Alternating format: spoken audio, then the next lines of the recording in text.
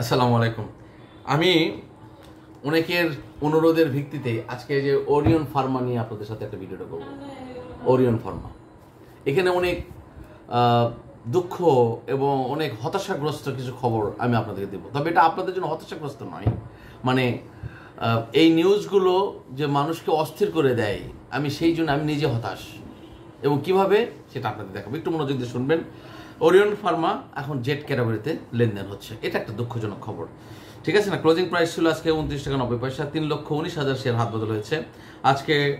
আরেকটি বিষয় আপনি দেখেন যে এক বছরে 63% নেগেটিভ, এক বছরে, ঠিক আছে।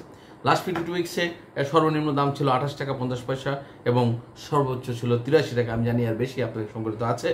আচ্ছা, ডিরেক্টরশিপ আছে 31.98%, ইনস্টিটিউট আছে 22.42%, পাবলিক আছে 45.51%। প্রশ্ন নাও স্টার্ট। 5ই ফেব্রুয়ারি দেখুন, একদম আমি এগুলো কিন্তু যা তথ্য দিচ্ছি সবগুলো আপনার কাছে আমি challenge, this is very much authentic and genuine. There is no man made, there is no propaganda, কোনো ফেক নিউজ আপনাদের সাথে দেই না। আমি সত্য কথা বলি, সত্য তথ্য আপনাদের দেওয়ার চেষ্টা করি। আপনাদের মনোবল শুধু শক্ত নয়, রিয়াল জিনিসটা যেন আপনারা জানে এই বাজারে ভালো কিছু করতে পারেন, সেই জন্য আমার এই কথাগুলো, ঠিক আছে। 5ই ফেব্রুয়ারি 2025-এ এই কোম্পানির একটা মেসেজ আসে এইভাবে যে not disbursement of the approved dividend within the stipulated time frame, that's why Orion ফার্মাকে এ ক্যাটাগরি থেকে জেড ক্যাটাগরিতে স্থানান্তর করা হলো। What is this? I am so surprised and shocked when I read this message. যে আপনার যে দায়িত্বপ্রাপ্ত ব্যক্তিরা রয়েছেন, যে কোম্পানি তারা যে ডিভিডেন্ড ডিক্লারেশন করেছিল 10% ক্যাশ ডিভিডেন্ড ডিক্লারেশন করেছে, তারা স্টিপুলেটেড টাইমের মধ্যে যে ডিসবার্সমেন্ট করলো না, এটা আপনারা কোনো অ্যাকশানে না গিয়ে আপনারা কি করছেন যে কোম্পানিকে এ ক্যাটাগরি থেকে জেড ক্যাটাগরিতে দিয়ে দিলেন। এ তো কোম্পানির লস কি হলো? কোম্পানি কি যায় এসে যায়? কোম্পানি জানে না এটা। কিন্তু আপনি এই যে বিনিয়োগকারীদের যে ক্ষতি করলেন, দেখুন তার রিফেক্ট কীভাবে আসতেছে। 7ই নভেম্বর 2024 এর দাম ছিল 45.50 টাকা। 7ই নভেম্বর 2024 এর দাম ছিল 45.50 টাকা। 2রা সেপ্টেম্বর 2024 এর দাম ছিল 48.60 টাকা। 30শে জানুয়ারি 2025 আপনি ইপিএস দেখালেন যে ইপিএস কম আসছে, কিন্তু তার আগেই তো গুঁড়ে বালি হয়ে গেছে, তার আগেই গুঁড়ে বালি দিয়ে ফেলেছেন। আজকে বিনিয়োগকারীরা হতাশ হয়ে যায়। আপনাদের কি এতটুকু অ্যাকনোলেজমেন্ট আসে না যে একটা কোম্পানি ক্যাশ ডিভিডেন্ড ডিক্লেয়ার করেছে, দাম বেড়ে দিয়েছে, তারা বের হয়ে গেছে, এখন এসে আপনার আবার জেট ক্যাটাগরিতে ফেলাই দিলে মানে আবার তারা সংগ্রহ করবে, আবার কি করবে কিছুদিন পরে আবার একটা ইপিএস এর নিউজ দিয়ে, কোনো একটা নিউজ দিয়ে আবার এটা দাম উঠে নিয়ে আপনারা বের হয়ে যাবেন।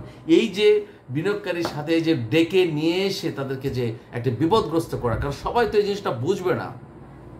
সবাই যদি এই বাজারে এই ফ্যাক্টরগুলো বুঝতো, তাহলে তো এই বাজারে এভাবে চলতে পারতো না বা এভাবে চলতো না। এই বাজারে কিছু তো আনকনসার্ন পার্সন আছেই, কিছু অজানা মানুষ তো থাকবেই, যারা এইসব এত বুঝবে না, তারাই তো এই বিপদগ্রস্ত হয়, তারাই তো ক্ষতিগ্রস্ত হয়। কিন্তু দায়িত্বপ্রাপ্ত ব্যক্তি আপনারা আছেন, যে একটি কোম্পানি যখন ক্যাশ ডিভিডেন্ড ডিক্লারেশন দেয়, সেখান থেকে তারা যে টাইম ফ্রেম, স্টিপুলেটেড টাইম ফ্রেমের মধ্যে যখন এই ক্যাশটা ডিভিডেন্ডটা ডিসবার্সমেন্ট হচ্ছে না, আপনারা কোম্পানিকে প্রেশারাইজ না করে, পরিচালনা পর্ষদকে প্রেশারাইজ না করে, তাদের ব্যাপারে সিটিং মিটিং না করে আপনি সিদ্ধান্ত নিয়ে ফেলছেন কি যে অ্যাকর্ডিং টু দিস ল আপনার কি করে ডিএসসিসি এই সিদ্ধান্ত উপনীত হয়েছে যে কোম্পানিটাকে এই ক্যাটাগরিতে জেড ক্যাটাগরিতে হস্তান্তর করা হচ্ছে। এটা অত্যন্ত দুঃখজনক। এটা বিনিয়োগকারীদের এই কান্না, হতাশা। রাষ্ট্রীয় একটি প্রতিষ্ঠান, রাষ্ট্রীয় একটি ব্যবস্থাপনা, যেখানে গুরুত্বপূর্ণ পদে অনেক গুরুত্বপূর্ণ ব্যক্তি রয়েছেন, সমাজের সর্বোচ্চ এলিট শ্রেণীর ব্যক্তিগুলো এই বাজারের সাথে সম্পৃক্ত রয়েছে। They are the founder of this build this Bangladesh, they are the founder of this Bangladesh. তারা এই বাংলাদেশকে কনক্রিট করে সুন্দর করে গড়ে তোলার জন্য, ফান্ডামেন্টাল স্ট্রাকচার গড়ে তোলার জন্য যে অর্থটা এখানে দেয়, যে দেশের পুঁজিবাজার যত বেশি শক্তিশালী হবে, সে দেশের অর্থনীতি তত গতিশীল হবে, সে দেশের স্ট্রাকচারাল কাজ তত বেশি হবে। কারণ মানুষ ঘরে টাকা না রেখে আপনার পুঁজিবাজারে ইনভেস্ট করবে, এই টাকা দিয়ে আপনি রাষ্ট্রীয় কাজে ব্যবহার করতে পারবেন। সরকারের একটি বিশেষ দায়িত্ব থাকে, আপনার দায়িত্বপ্রাপ্ত ব্যক্তি রয়েছেন। এই কোম্পানি কাছে তো আর আপনি বন্দি নয়, জিম্মি নয়। এই কোম্পানির পরিচালনা পর্ষদকে ডাকুন, বলুন আপনি এই কাজটা কেন করেছেন, কি কারণ।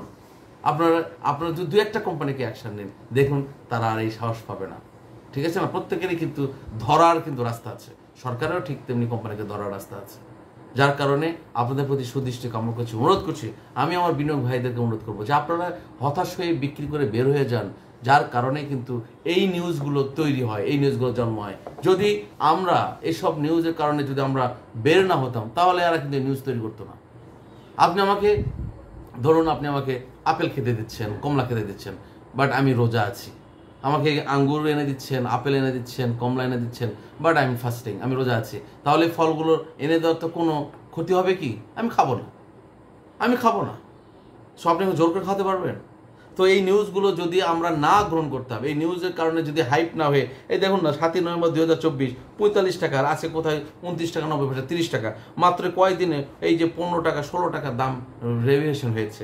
এই যে 48 টাকা 2রা সেপ্টেম্বর 48 টাকা 60 পয়সা, এই যে 17-18 টাকা ডিফারেন্স হয়েছে এই মাত্র কয়েকদিনে। তার মানে কি আমরা কি করেছি? সেই দাম থেকে আস্তে আস্তে নামতে নামতে বিক্রি করতে করতে বের হতে হতে এই পর্যায়ে চলে এসেছে। আবার এখন কি করবো? আর একটা নিউজ দেওয়া, আরো একটু দাম কমে দিবে, আবার আস্তে আস্তে বাড়ায় দিবে, দিয়ে 2 দিন হল্টেড করে দেওয়ার পর তারা বের হয়ে যাবে। এই যে ছেলে মানুষের খেলা হচ্ছে। সুতরাং আমরা সচেতন হব, আমরা এইসব নিউজে বের হব না। শুধু সিদ্ধান্ত একটাই যে আমি এই কথাগুলো বলি, অনেক কথাগুলো বলতে হয়, কারণটা হচ্ছে আপনার কেনা দাম কিন্তু আমি জানি না, আপনি কত দামে কিনেছেন সেটাও আমি জানি না। কিন্তু আপনি সিদ্ধান্ত, আপনি যে দামে কিনেছেন তার নিচে আপনি আসলে আপনি বিক্রি করবেন না। দেখবেন এগুলো নিউজ কোনো কাজে লাগবে না, সব গেমলাররা ঠান্ডা হয়ে যাবে, কোনো রকম এই ধানায় ফানায় করে লাভ হতে পারবে না। ঠিক আছে? সো আপনাদের প্রতি সুদৃষ্টি কামনা করছি, আপনারা এগিয়ে আসুন। আপনারা শুধুমাত্র note only about the Orion Pharma regards to or in terms of this type of company, যে সমস্ত কোম্পানি এই ধরনের প্রোপাগান্ডা নিউজ, ম্যানমেড নিউজ দিয়ে এই মানে উপরে ওঠানামা করে বিনিয়োগকারীদের একটা প্যানিক সৃষ্টি করে দিয়ে তারা সংগ্রহ করে, আমরা সচেতন যদি হই তারাই সুযোগ পাবে না। সুতরাং আমি আজকে এখানে রাখছি, সকলের জন্য শুভকামনা। আপনারা হিসাব করে দেখে শুনে বুঝে নো প্রফিট নো সেল, এই সিদ্ধান্তটা আপনারা, অনুরোধ করছি আপনার সিদ্ধান্ত নিন। সকলের জন্য শুভকামনা। আসসালামু আলাইকুম ওয়া রাহমাতুল্লাহি ওয়া বারাকাতুহু।